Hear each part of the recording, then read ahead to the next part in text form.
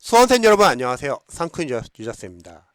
25년 이제 국가직 공무원 시험이 얼마 안 남았는데 시험 당일날 각 과목별로 막판 5점 이상 올리는 방법 관련된 제가 조언 좀 드릴게요.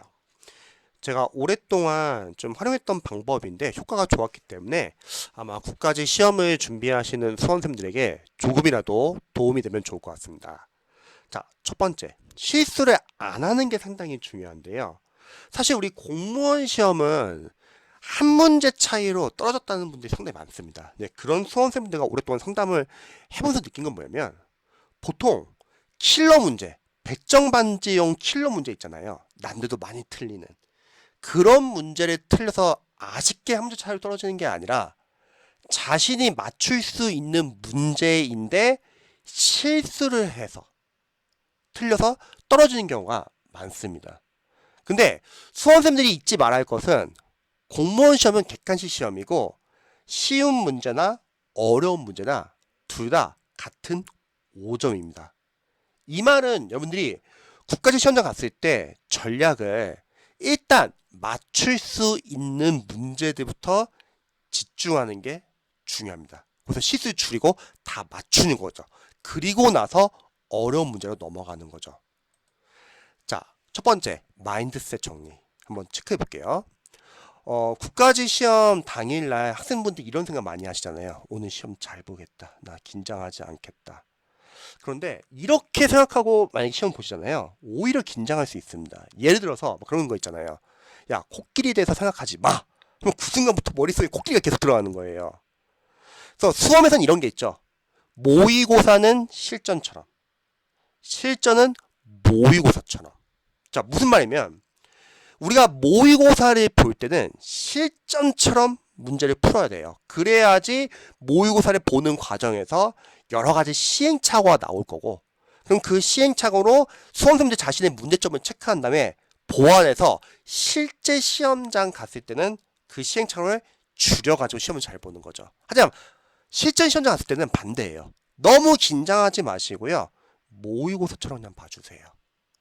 그래야지 오히려 실수도 안 하고 긴장감도 낮출 수가 있습니다. 그리고 이런 생각도 해야죠. 어려운 문제 나올 수 있죠. 백전방지용 킬러 문제. 이런 문제는 나도 못 맞출 수 있지만 경쟁자분들도 못 맞춥니다. 그래서 그런 문제가 나온다는 거는 그 과목의 합격 컷은 떨어질 수밖에 없습니다. 예를 들어서 20문제인데 만약에 백정반지용 킬러 문제가 두 문제 나온다 할게요. 그러면 합격 컷은 90 이하로 떨어지지 무려 두 문제가 어려운 문제 나왔는데 95가 합격 컷이 되는 경우는 없다는 겁니다. 그럼 반대죠. 백정반지용 킬러 문제는 틀려도 상관없습니다. 하지만 그걸 빨리 넘어가고 내가 맞춰는 나머지 18문제에서 누가 실수를 줄이냐가 중요하다는 거죠. 그래서 실전에서는 너무 긴장하지 말고 모의고사 보는 것처럼 가볍게 봐주세요. 대신에 차분하게, 덤덤하게 실수를 줄이는 것이 중요합니다. 다음, 과목 푸는 순서. 저는 강사로서는 여러분들이 국가직 시험장 갔을 때 원래 시험지에 나오는 과목 순서를 풀면 좋을 것 같아요. 하지만 뭐 이 정도는 괜찮습니다. 선생님, 저는 국어 과목 처음부터 풀기가 너무 부담스러워요. 그러면 쉬운 한국사를 앞으로 빼가지고 푸는 건 상관없어요. 근데 중요한 거는 언어 과목은 좀 앞에서 풀어주세요. 예전에 이런 학생도 있었어요. 선생님, 저는 전공 과목 먼저 풀고 전공 과목에서 시간 줄여가지고 언어 과목을 뒤에서 시간 확보를 한 다음에 제대로 풀겠습니다. 자, 근데 문제는 뭐냐면요. 전공 과목이 어렵게 나오면은 그때는 이제 당황하고 조급해지고 머리가 하얘지고 그런 상황에서 국어나 영어의 긴 독해 지문을 제정신으로 읽는 것은 쉽지가 않습니다. 그래서 시험지 순서대로 푸는 걸 추천드리고 국어가 어려우면 한국사 정도는 먼저 풀어도 상관없다. 그리고 전공 과목 먼저 풀고 언어 과목 뒤에서 푸는 거는 피하자. 또 학생들이 시험 끝나고 나서 물어봐요. 선생님, 영어 난이도 어땠어요? 영어 강사로서는요, 이렇게 알려드리고 싶어요. 학생들은 무조건 어려워요. 물론 뭐 특정 회는 좀 쉽게 나올 수도 있겠죠. 근데 제가 어렵다 말하는 건 뭐냐면 우리가 영어만 푸는 게 아니잖아요. 국어도 풀고 국어를 푼 상태에서 영어를 푸니까 즉 다른 과목의 난이도에 영향을 받습니다. 다른 과목이 어렵게 나오면은 그 어렵게 푼 과목 이후에 영어를 푸는 게 쉽지 않다는 거예요. 그래서 수험생분들 체감 난이도는 상당히 높다는 거예요. 자, 세 번째. 시간 배분 그리고 어려운 문제 넘기기. 지금 110분으로 늘어났는데 저는 국어는 20분에서 최대 30분, 영어는 30분 이내, 타 과목은 뭐 한국사는 뭐 5분 만에 푸는 분도 계시고 5분에서 최대 15분, 오해나 카드는 뭐 5분에서 10분 이런 식으로 대략 정해놓으시면 좋을 것 같습니다. 대신에 이렇게 정해놓은 시간에서 특정 과목이 더 시간이 오래 걸리는 거예요. 그러면 넘어가 주세요. 다른 과목으로. 뭐냐면 앞에서 말했듯이 쉬운 문제나 어려운 문제 둘 다 5점이에요. 근데 앞에서 못 푸는 문제를 잡고 있느라고 뒤에서 풀 수 있는 쉬운 문제를 못 풀 필요는 없다는 겁니다.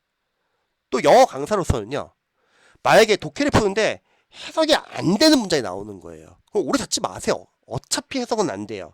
대신에 공무원 영어 독해는 출제자가 자기가 강조하고 싶은 것, 중심 내용을 계속 재진술, 패러프레이징해서 반복해 줍니다. 이 말은 무슨 말이면 독해를 하면서 중심 내용 키워드 계속 표시하면서 읽다 보면은 비록 해석이 안 되는 문장이 나온다 하더라도 우리가 문맥을 유추할 수 있는 거예요. 그래서 해석이 안 되는 문장이 나온다. 그럼 일단 읽고 넘어가세요. 해석 안 되더라도. 대신에 해석이 안 되는 문장, 앞문장과 뒷문장에 중심 내용 키워드 표시한 부분을 서로 비교해 보세요.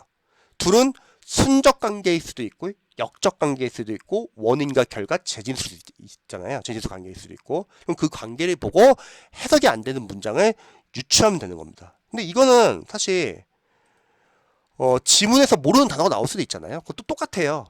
그러면 앞문장과 비교해 보세요. 바로 그 앞문장. 둘이 순접 아닌 역접 둘 중에 하나일 거 아니에요. 순접이면은 잘은 모르겠지만 앞에 있는 문장과 비슷한 내용이겠다. 역접이면은 뭐 반대 내용이거나 중요한 내용이다. 약간 이렇게 유추하는 거죠. 이런 유추가 실제 이제 시험에서는 상당히 중요합니다. 그 다음에 풀 수 없는 문제. 100점 반지 킬러 문제 딱 나왔어요. 그러면 그거는 이렇게 접근하세요. 첫 번째. 출제자는 어쨌든 지문 안에서 답의 단서를 줍니다. 그래서 수험생들의 주관적인 생각이 중요한 게 아니라 지문 안에서 출제자 입장에서 답의 단서만 최소로 표시를 해주세요. 그래서 그 단서에 가까운 선지를 골라주세요. 두 번째, 선지에서 오답의 여지가 조금이라도 있는 건 다 소거하세요. 이게 바로 소거법이죠. 그러면 전답률이 상당히 높아집니다. 만약 사지선다에서 그렇게 해서 다 선지 제거해가지고 한두 개 선지에서 딱 헷갈린다 할게요. 근데 만약에 그래도 해결이 안 될 것 같아요. 그러면 그냥 찍으세요. 그 두 개의 선지 중에서. 대신에 미리 결정해 놓으세요.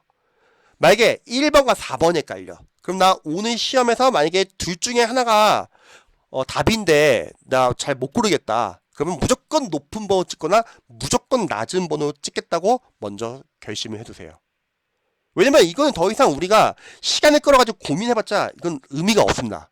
빨리 그냥 찍고 다른 어려운 문제 들어가서 해결하는 게 낫습니다. 그래서 시험 전략은 풀 수 있는 문제들 위주로 좀 먼저 풀고 그리고 못 푸는 문제는 빨리 넘어가고 그래서 풀 수 있는 문제에서 시간 줄이고 다시 못 푸는 문제로 넘어간 다음에 못 푸는 문제에서는 답의 단서 최대한 체크해보고 그리고 선지 소법을 활용합니다. 자, 그러면 마지막 결론. 일단 여러분들이 국가직에서 점수를 올리는 방법은 실수를 줄이는 겁니다. 그러니까 너무 부담 갖지 마세요. 그래서 이런 학생들이 있었죠. 예를 들어서 선생님, 저는 평상시에 공부는 열심히 했고 잘했는데 이상하게 시험장 가면은 점수가 잘 안 나요. 근데 강사로서는 그런 학생들은 실전 연습이 좀 부족한 학생들. 그러니까 우리가 모의고사 풀 때도 이런 연습 하잖아요. 시간 배분, 과목 순서, 어려운 문제 넘어가는 연습, 그리고 답의 단서 체크하고 유추하는 연습, 틀린 문제 나왔으면은 원인 분석, 이론이 제대로 이해 정리 암기 복습이 안 됐는지, 단원별로 문제 적용 연습이 안 됐는지, 또는 랜덤 문제를 적게 풀었는지, 아니면 내가 문제를 읽으면서 중심 내용 키워드를 놓쳤는지 등등등. 그런 거를 분석을 하면서 또는 OMR 카드만 작성하는 연습도 해보고요. 미리 시행착오를 해보는 거죠. 그래서 모의고사는 실전처럼. 그러면 시험장 와서는 실수를 줄인다는 거죠. 두 번째, 못 푸는 문제 나오면 빨리 넘어가자. 시간 확보를 하자. 대신에 다시 여러분들 못 푸는 문제 넘어가면 다 풀 수 있는 문제 실수 줄이고 다 풀고 나서 못 푸는 문제 넘어갔을 때는 소거법을 최대한 활용하자. 그래서 이러한 전략이 상당히 중요합니다. 그래서 여러분들 얼마 안 남은 국가직 시험 마무리 잘 하시고요. 최대한 부담 갖지 마시고 맞출 수 있는 문제 위주로 철저하게 문제 푸셔가지고 또 못 푸는 문제는 최대한 소거법을 활용해서 푸시기 바랍니다. 여러분들의 합격을 응원합니다.